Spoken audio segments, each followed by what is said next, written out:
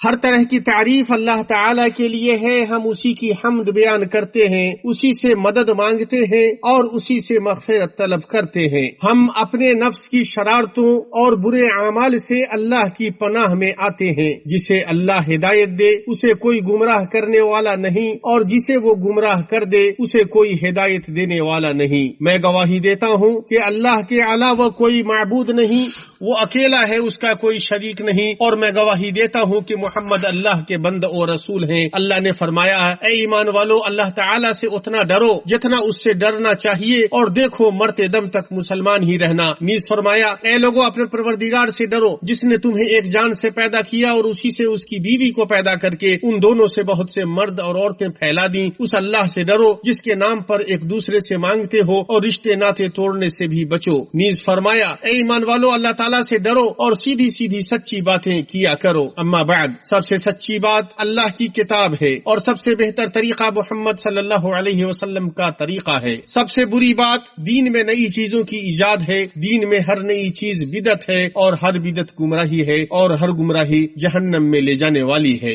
اے لوگو، میں آپ سب کو اور اپنے نفس کو اللہ عز و جل کے تقوی کی وصیت کرتا ہوں، اور یہ کہ ہم سب اسی کے لیے اخلاص کے ساتھ اعمال کو انجام دیں، تمام حالات میں اسی سے ڈریں، اسی کی طاعت کے ذریعے اس کا قرب حاصل کریں، جو اسے راضی کرے، اس کی ناراضگی اور اس کی منع کردہ چیزوں سے بچیں۔ نبی کریم صلی اللہ علیہ وسلم سے صحیح حدیث میں ثابت ہے کہ آپ نے فرمایا، عقل مند وہ ہے جو اپنے نفس کا محاسبہ کرے اور موت کے بعد کے لیے عمل کرے، اور عاجز اور بے بس وہ ہے جو اپنے نفس کو اپنی خواہشات کے پیچھے لگا دے اور اللہ تعالی سے آرزو اور تمنا کرے۔ امیر المومنین عمر بن الخطاب رضی اللہ عنہ نے فرمایا، اپنے نفس کا محاسبہ کرو قبل اس کے کہ تمہارا محاسبہ کیا جائے، اسے وزن کرو قبل اس کے کہ تمہیں وزن کیا جائے، اور سب سے بڑی چیز کے لیے تدبیر کرو اس دن جب تم پیش کیے جاؤ گے، اور اللہ تعالیٰ کے ہاں تمہاری کوئی چیز پوشیدہ نہیں رہے گی۔ اور جان لو کہ قیامت کے روز ان لوگوں سے حساب و کتاب میں سب سے زیادہ آسانی کا معاملہ کیا جائے گا جو دنیا ہی میں اللہ کے لیے اپنے نفس کا محاسبہ کرتے ہیں، تو وہ اپنے مقاصد اور اعمال کے پاس رکے تو جس چیز کا انہوں نے قصد کیا اگر وہ اللہ کے لیے تھا تو اسے کر گزرے، اور اگر وہ اللہ کے حکم کے خلاف تھا تو اس سے رک گئے۔ یقیناً حساب قیامت کے دن ان لوگوں پر بھاری ہوگا جو معاملات میں نا عاقبت اندیشی میں پڑے اور نا عاقبت اندیشانہ کود پڑے اور بغیر محاسبہ کے انہیں کرتے رہے، تو وہ اللہ کو پائیں گے کہ اس نے ان کے ذرات کے برابر گناہوں کو بھی شمار کر رکھا ہے۔ اللہ کے بندو، زندگی کی کوئی لذت نہیں ہے اور نہ جینے میں کوئی خوشی ہے مگر انشراح صدر اور راحت نفس کے ساتھ۔ وہ اس طرح کے انسان کا سینہ ایمان کے نور سے کشادہ اور روشن رہے، اللہ عز و جل پر یقین کی روشنی کے ساتھ جیے۔ اس دنیاوی زندگی میں انسان کے مطالب میں سے یہ ایک مطلوب ہے، اور یہ بندہ کی سعادت اور اس کی ہدایت کی علامت ہے، اور اللہ تعالی نے اسے ہدایت دی ہے اور اسے توفیق سے نوازا اور سب سے درست راستے پر چلایا۔ اللہ عز و جل فرماتا ہے، سو جس شخص کو اللہ تعالی ہدایت دینا چاہتا ہے اس کے سینے کو اسلام کے لیے کشادہ کر دیتا ہے، اور جس کو بے راہ رکھنا چاہے اس کے سینے کو بہت تنگ کر دیتا ہے جیسے کوئی آسمان پہ چڑھتا ہے۔ اسی لیے اللہ تعالی ایمان نہ لانے والوں پر ناپاکی کو مسلط کر دیتا ہے۔ اللہ کے رسول صلی اللہ علیہ وسلم نے اللہ تعالی کے اس قول کی تلاوت کی، سو جو شخص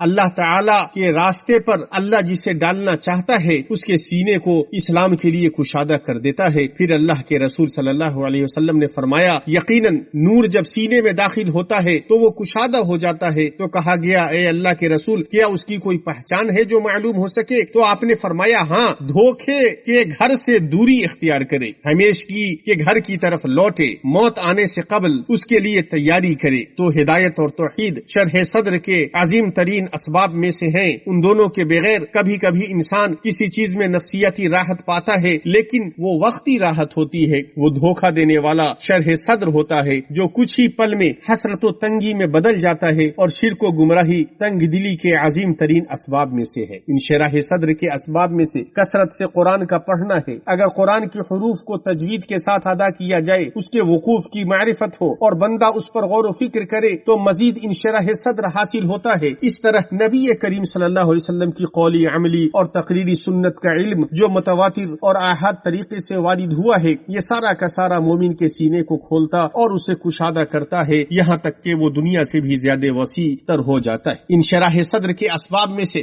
تقدیر کے اچھے اور برے اور اس کے تلخ و شیریں ہونے پر ایمان رکھنا ہے اور ہر حال میں اللہ عز و جل سے راضی ہونا ہے، تو جب انسان یہ بات جان لے گا کہ جو چیزیں اس سے پہنچی ہیں وہ اس سے خطا کرنے والی نہیں تھی اور جو چیزیں اس سے خطا کر گئیں وہ اسے پہنچنے والی ہی نہیں تھی، تو جو کچھ اسے ملا ہے اس پر اترائے گا نہیں، اور نہ ہی جو چیز اس سے فوت ہوئی ہے اس پر حسرت کرے گا۔ اس لیے کہ بندہ جب حتمی طور پر اس بات کا اعتقاد رکھ لے کہ ہر چیز اللہ تعالیٰ کی جانب سے ہے اور اللہ تعالیٰ صرف خیر ہی کرتا ہے، تو اس کا نفس مطمئن ہو جائے گا اور جو کچھ اس کے لیے مقدر کیا گیا ہے اسے آرام سے قبول کر لے گا۔ اللہ کے رسول صلی اللہ علیہ وسلم نے فرمایا، مومن کا معاملہ عجیب ہے، اس کا ہر معاملہ اس کے لیے بھلائی ہے، اور یہ مومن کے علاوہ کسی اور کو میسر نہیں، اسے خوشی اور خوشحالی ملے تو شکر کرتا ہے اور یہ اس کے لیے اچھا ہوتا ہے، اور اگر اسے کوئی نقصان پہنچے تو صبر کرتا ہے اور یہ بھی اس کے لیے بھلائی ہوتی ہے۔ اسے مسلم نے روایت کیا ہے۔ ہم تقدیر سے متعلق غیب سے ناواقف ہوتے ہیں اور اسی طرح غائب مفاد سے بھی ناواقف ہوتے ہیں، تو جب ہم معاملے کو اللہ کے سپرد کرتے ہیں جو پوشیدہ اور مخفی چیزوں کا جاننے والا ہے، خواہ وہ ایسا معاملہ ہو جو ہمارے لیے منکشف ہو گیا ہو اور ہم اسے سمجھ نہ پائے ہوں، تو ہمیں اس بات کا یقین ہوتا ہے کہ خیر اسی میں ہے جسے اللہ تعالیٰ نے اختیار کیا ہے۔ تو اللہ تعالیٰ کا اپنے بندہ کے لیے اختیار کرنا اس کے اختیار سے بہتر ہے جو وہ اپنے نفس کے لیے کرتا ہے، جیسا کہ اثر میں وارد ہوا ہے۔ اگر تم غیب سے واقف ہو جاتے تو موجودہ صورت کو ہی اختیار کرتے، اور جو ہمیشہ اللہ کی رضا کے بارے میں سوچتا رہتا ہے تو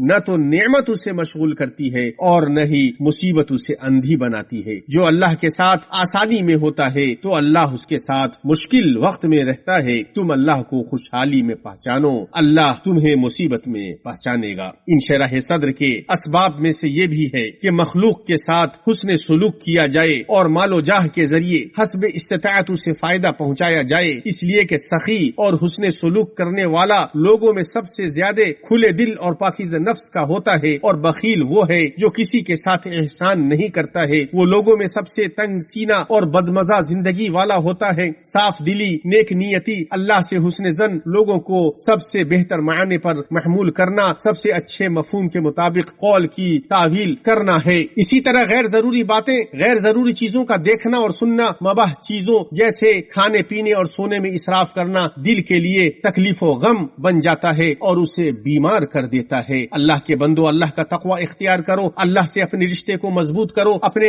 رسول صلی اللہ علیہ وسلم کی اچھی طرح پیروی کرو، تم سعادت مند اور کامیاب ہو جاؤ گے۔ اللہ تعالی ہمارے دلوں کو کھول دے، ہمارے معاملات کو آسان کر دے، ہمارے گناہوں کو بخش دے، ہمارے اعمال کا خاتمہ نیکیوں پر کر ہمیں، ہمارے والدین کو اور تمام مسلمانوں کو معاف کر دے، جو ان میں سے زندہ ہیں انہیں بھی اور جو ان میں سے گزر گئے ہیں انہیں بھی۔ یقیناً تو بہت زیادہ معاف کرنے والا اور بہت زیادہ رحم کرنے والا ہے۔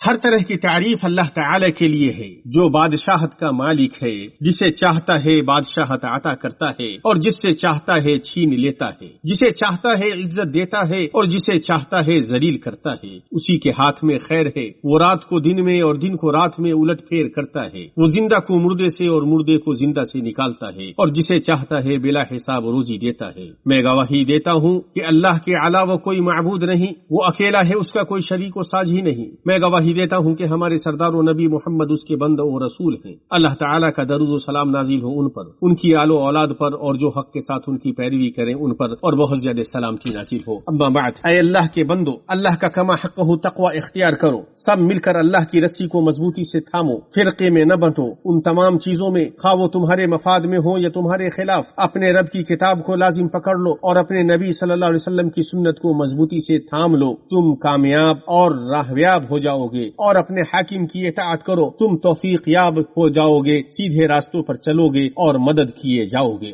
اے لوگو، اللہ تعالیٰ مومن اور کافر دونوں کو دنیا دیتا ہے، لیکن دین صرف اسے دیتا ہے جس سے محبت کرتا ہے۔ اللہ کے رسول صلی اللہ علیہ وسلم نے عبداللہ ابن عمر ابن العاص رضی اللہ عنہ پر اس وقت تعجب کیا جب انہیں دیکھا کہ وہ اپنے گھر کی دیوار کی اصلاح کر رہے ہیں اور اسے مٹی سے لیپ رہے ہیں، تو آپ نے چاہا کہ ان کے دل کو دنیا کی محبت سے الگ کریں اور انہیں موت کے قریب ہونے کی یاد دلائیں تاکہ وہ اس کی تیاری کریں۔ تو آپ علیہ الصلوۃ والسلام نے فرمایا میں تو معاملے کو اس سے بھی زیادہ قریب دیکھ رہا ہوں۔ اسے ابو داؤد، ترمذی اور ابن ماجہ نے روایت کیا ہے، تاکہ وہ آخرت کو اپنا مقصد بنائیں اور اس کے لیے تیاری کریں۔ تو جب انسان دنیا کو آباد کرنے میں بہت زیادہ مشغول ہو جاتا ہے اور اس کے لیے مبالغے کی حد تک کوشش کرنے لگتا ہے تو اسے اس بات کی ضرورت ہوتی ہے کہ اسے دوسری قسم کی توجہ دلائی جائے۔ دنیا میں سے اپنا حصہ نہ بھولو، جس طرح اللہ نے تم پر احسان کیا ہے تم بھی احسان کرو۔ تو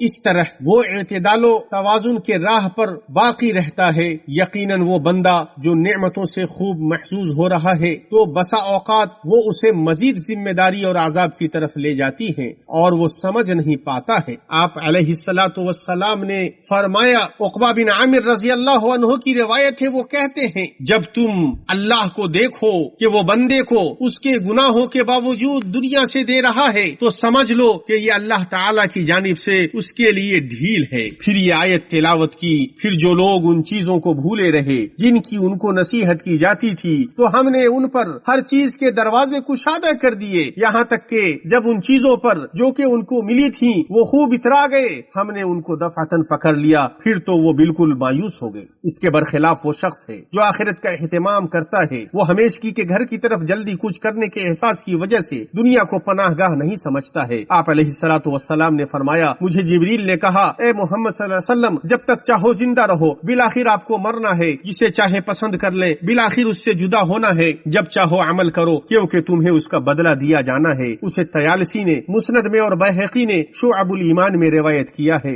اتنی بات ہوئی اور خوب درود و سلام بھیجو، بشیر و نذیر ہمارے سردار و نبی محمد صلی اللہ علیہ وسلم پر، اس لیے کہ یہ شرح صدر کے اسباب میں سے ہے اور یہ ان کا حق ہے امت پر، اور مسلمان کی ذمہ داریوں میں سے ہے کہ دعا نہ کرے مگر ان پر درود بھیج کر، اور نماز صحیح نہیں ہوگی مگر ان پر درود بھیج کر، اور جس نے ان پر زیادہ درود بھیجا اللہ اس کی فکر مندی اور پریشانی کے لیے کافی ہوگا، اس کی ضرورت پوری کرے گا، اس کے گناہ معاف کر دے گا، اس کا مرتبہ بلند کر دے گا اور نبی کی شفاعت کا وہ مستحق ہو جائے گا۔ اے اللہ درود و سلام اور برکتیں اور انعامات نازل ہوں مقام محمود اور حوض مورود والے پر۔ اے اللہ چاروں خلفائے راشدین ابو بکر، عمر، عثمان اور علی سے راضی ہو جا، اور اپنے نبی کے بقیہ تمام صحابہ کرام سے راضی ہو جا، ان کی بیویاں امہات المومنین سے راضی ہو جا، ان کے نیک و پاکیزہ اہل بیت سے راضی ہو جا، اور جو حق کے ساتھ قیامت کے دن تک ان کی پیروی کریں ان سے راضی ہو جا۔ اے اللہ ان کے ساتھ ہم سے راضی ہو جا اپنے احسان و کرم سے، اے ارحم الراحمین۔ اے اللہ اسلام اور مسلمانوں کو غلبہ عطا فرما، اے اللہ اسلام اور مسلمانوں کو غلبہ عطا فرما، اے اللہ اسلام اور مسلمانوں کو غلبہ عطا فرما، اے اللہ رب العالمین اسلام کے سرچشمے کی حفاظت فرما۔ اے اللہ ہمارے ملکوں پر امن و استحکام کو ہمیشہ قائم رکھ۔ اے اللہ ہمارے امام خادم الحرمین شریفین اور ان کے ولی عہد کو ہر طرح کی برائی اور مصیبت سے محفوظ رکھ، اپنی حفاظت سے ان دونوں کی حفاظت فرما، اپنی تائید سے ان دونوں کی تائید فرما، ان دونوں کے ذریعے اپنے کلمہ کو بلند فرما۔